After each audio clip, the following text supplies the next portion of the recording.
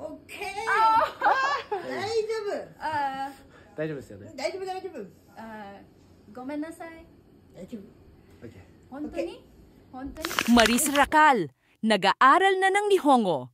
Multilingual queen na talaga. Hindi lang magaling umarte at kumanta. Nagiging multilingual queen na rin si Maris Racal. Matapos niyang mag-Italian sa kanilang premiere sa Italy para sa pelikulang Sunshine, ngayon naman ay Japanese o Nihongo ang kanyang pinag-aaralan. Matatandaang sa tapping nila sa Netflix series na Incognito, nagsalita na rin si Maris ng Japanese. At marami ang humanga sa effort at delivery niya. At ngayon, mas pinili pa niyang i-practice at pag-aralan ito ng mas malalim.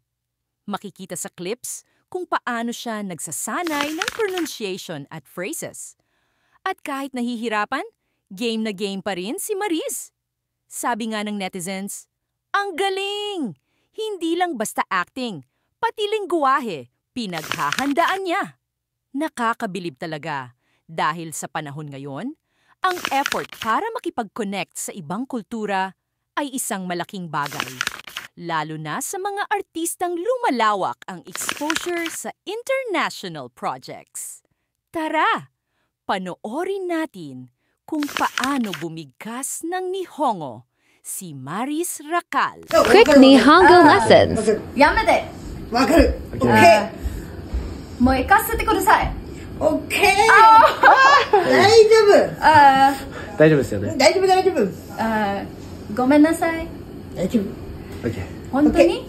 本当に？うん、オッケー。かわいいね。ぶつかったの悪いからお礼させて。オッケー。